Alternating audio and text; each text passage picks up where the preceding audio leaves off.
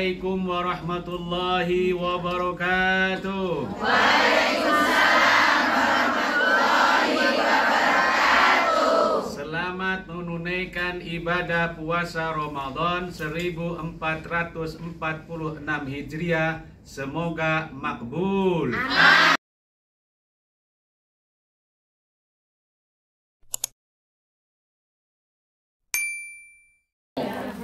Biasanya istri saya nanya, Abi hari ini kemana aja? Jadwalnya maksudnya. Saya bilang sini. Ada live streamingnya nggak ada? Buka aja dompet tua Hongkong Facebook. Biasanya ada yang ngetek. Nah istri saya nonton tuh. Istri saya nonton. Kalau bilang nggak lucu joknya yang itu kan. Abi itu tadi ngelucu ya di majelis ini ya? Nggak lucu Komen kayak gitu. Dari itu kan. Saya bodo amat. Ibu-ibu pada ketawa kok. Ya. Saya mengingatkan diri saya dan istri saya dan ibu-ibu sekalian. Jangan pernah meremehkan penghasilan suami sekecil apapun. Syaratnya satu, halal. Khalas. Cukup halal. Ibu-ibu sekalian, keberkahan harta itu patokannya bukan jumlah. Never. Tidak pernah. Allah dan Rasulnya tidak pernah memberikan standar keberkahan itu adalah jumlah. Kalau seandainya keberkahan itu standarnya adalah jumlah, maka orang-orang non-muslim yang paling kaya di dunia ini mereka adalah yang paling berkah hartanya. Karena mereka paling duitnya paling banyak. Dan kita orang-orang Islam yang paling tidak berkah. Kenapa? Kita paling kere di dunia ini. Mayoritas yang paling kere di dunia adalah orang muslim. Fakta Bu, kita mau ngomong apa? Tapi masalahnya kita diperintahkan untuk mencari harta, bukan mencari tapi mencari keberkahan. Setuju nggak? Dan keberkahan harta itu berpatokan pada satu, cara kita mendapatkan, dan dua, untuk apa kita keluar. Setuju Bu? Harta walaupun sedikit kalau didapatkan dengan cara yang halal, kemudian digunakan untuk sesuatu yang halal, maka dia pasti berkah. Salah satu tanda keberkahan adalah sedikit tapi cukup. Jelas Bu? Setuju? Oke, kembali ke tema. Ini sekilas Bu ya. Waktu saya sampai jam 1, setengah jam lagi. Ibu-ibu ada yang ikut konsernya Opik nggak? Hari ini? Oh enggak, saya ikut Bu. Saya diundang tanpa tiket. Tapi nggak tahu bisa nyampe apa enggak nanti ya.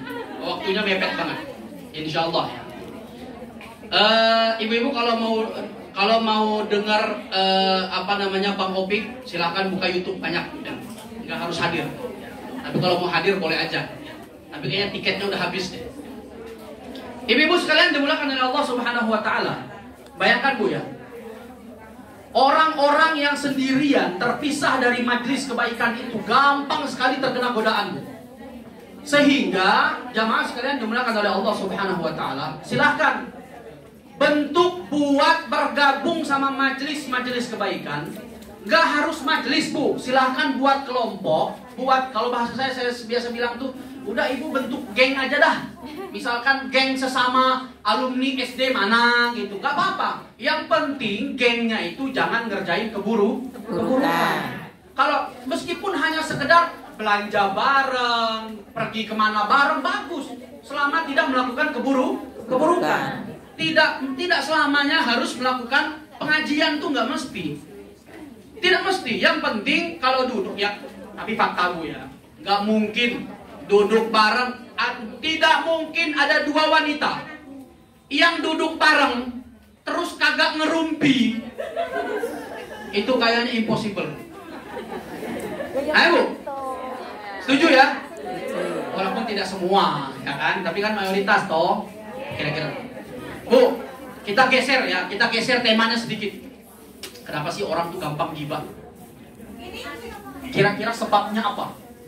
Ya mungkin asik katanya, seru katanya.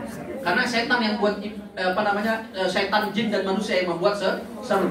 Kenapa sih? Tahu nggak gara-gara apa? Ibu-ibu silakan buka surah Al-Hujurat ayat 12. Boleh Bu. Apa Bu? Apa katanya? Saya dengar kata madu barusan. Silakan ibu-ibu buka surah Al-Hujurat ayat 12. Yang sudah ketemu angkat tangan. Bacakan artinya. Ayo Bu, yang udah ketemu surah Al-Hujurat ayat 12. Ketemu? Artinya Bu, Al-Hujurat ayat 12. Wahai orang-orang yang beriman,